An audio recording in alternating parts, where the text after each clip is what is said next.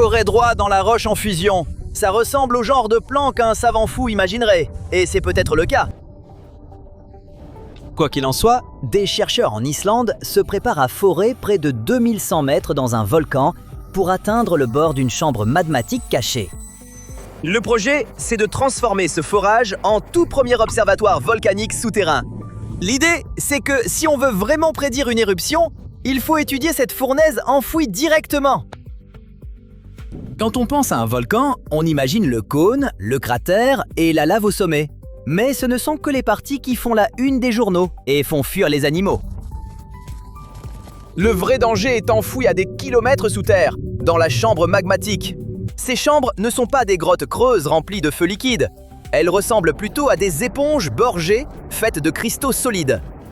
La matière en fusion remonte lentement à travers cette bouillie de cristaux brûlants. Ce mouvement souterrain lent contribue à la montée en pression avant une éruption.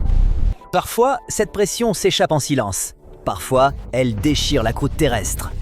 Et depuis la surface, ces deux scénarios peuvent sembler désespérément similaires au départ. Aujourd'hui encore, les scientifiques ne peuvent pas voir à travers des kilomètres de roches, comme avec une radiographie, pour observer ce qui se passe au cœur d'un volcan. À la place, ils doivent interpréter les signaux d'alerte depuis la surface. Ils guettent les tremblements, vérifient si le sol est gonflé et cherchent des fuites de gaz. Ils notent les changements de température et des eaux souterraines. Mais ça ne suffit pas.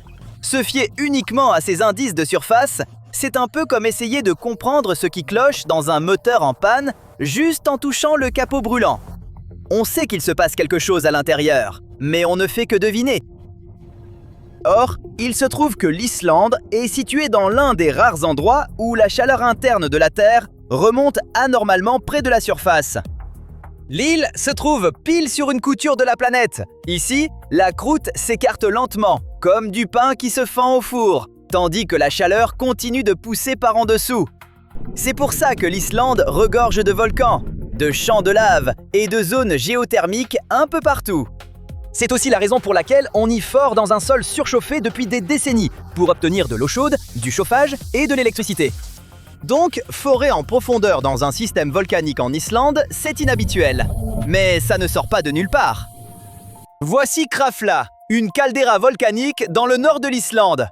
Une caldeira, c'est cette grande cicatrice en forme de cuvette qui se forme quand une partie du volcan se vide en profondeur et que le sol s'effondre. Krafla est un site majeur, car c'est déjà l'une des zones géothermiques les mieux étudiées d'Islande. Lors d'un violent épisode éruptif de 9 ans, connu sous le nom de feu de Krafla, le sol a été littéralement déchiré. De la matière bouillante a jailli de fissures fraîches et a englouti le paysage. Aujourd'hui, la zone possède une centrale géothermique puissante qui exploite la chaleur souterraine. Les ingénieurs enfoncent des foreuses dans cette terre brûlante depuis des décennies pour faire tourner des turbines. Comme les infrastructures sont déjà installées au-dessus d'un système volcanique très actif, Krafla est l'endroit idéal pour tenter quelque chose de nouveau dans l'étude des volcans. Alors, qu'est-ce qu'ils essaient de faire exactement ici ? Eh bien, en 2009, les foreurs cherchaient des fluides extrêmement chauds. Ils voulaient utiliser l'eau souterraine chauffée par le volcan comme source d'énergie. Ils prévoyaient de forer sur environ 4 km, mais ont dû s'arrêter à mi-chemin parce que le trépan a percuté du magma rhyolitique.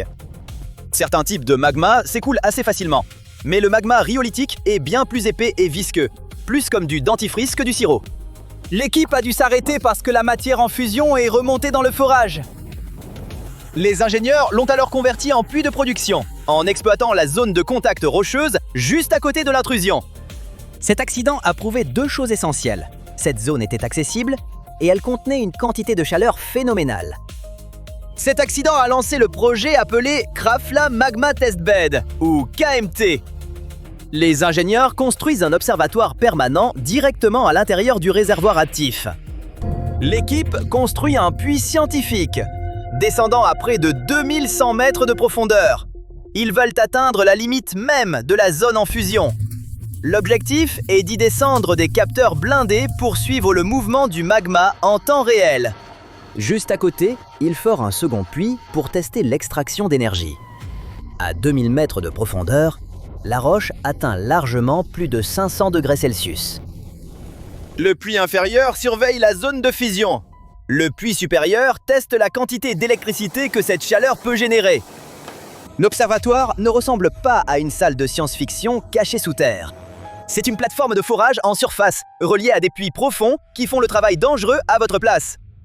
Les échantillons de roches et les fluides remontent. Les capteurs descendent.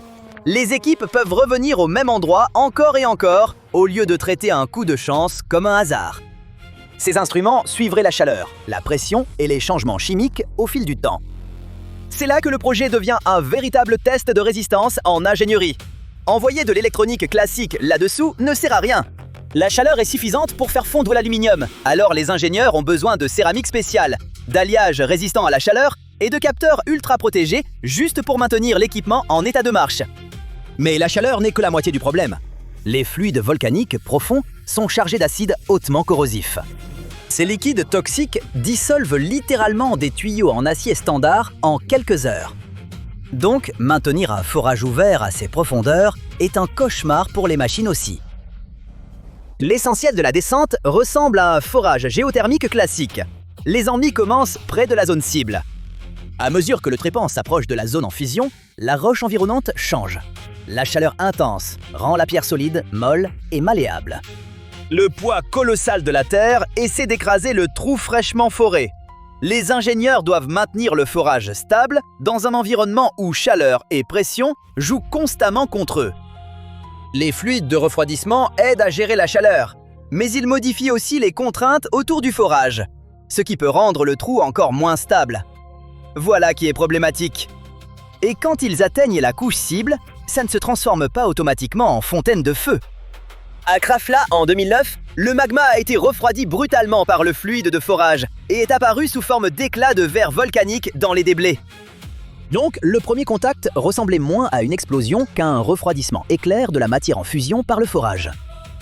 Les premières estimations suggèrent que des puits aussi proches du magma pourraient produire environ 10 fois plus d'énergie que les puits géothermiques classiques. Les chercheurs veulent, doucement, on se calme, prélever des échantillons de la zone limite et voir si la chaleur aussi proche de la fusion peut alimenter un système géothermique bien plus puissant. Alors que Krafla combat la chaleur par le haut, d'autres équipes s'attaquent à des volcans totalement immergés.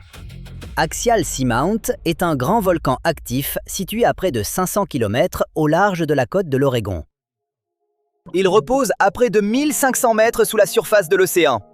Les scientifiques ont essentiellement enveloppé toute cette montagne sous-marine dans un filet high-tech de câbles à fibre optique. Ils ont même des caméras haute définition en direct braquées sur une cheminée hydrothermale bouillante de plus de 4 mètres de haut, surnommée The Mushroom. N'importe qui sur Internet peut regarder en direct cette cheminée cracher de l'eau à plus de 260 degrés Celsius, couverte de verres tubicoles étranges. Ouais, je regarderai bien ça. La montagne est actuellement en train de gonfler à mesure que la matière en fusion pousse vers le haut. Tout le réseau du fond marin est conçu pour retransmettre la prochaine grande éruption à la seconde exacte où la croûte se déchirera. Les scientifiques pensaient même qu'Axial pourrait entrer en éruption en 2025. Puis, le volcan a ralenti, bouleversant tout le calendrier. Désormais, l'éruption est prévue pour cette année. Un volcan est câblé sur le fond marin. Un autre pourrait bientôt être observé à travers un forage. Ce qu'il faut retenir, c'est que les scientifiques en ont assez de deviner. Ils veulent se rapprocher de la source, améliorer les alertes d'éruption et peut-être même exploiter cette chaleur enfouie pour produire de l'énergie. Si Krafla fonctionne, les retombées pourraient être énormes. Des puits géothermiques plus performants, de meilleures données sur les volcans sous-marins et des technologies de forage conçues pour des environnements qui détruisent normalement le matériel.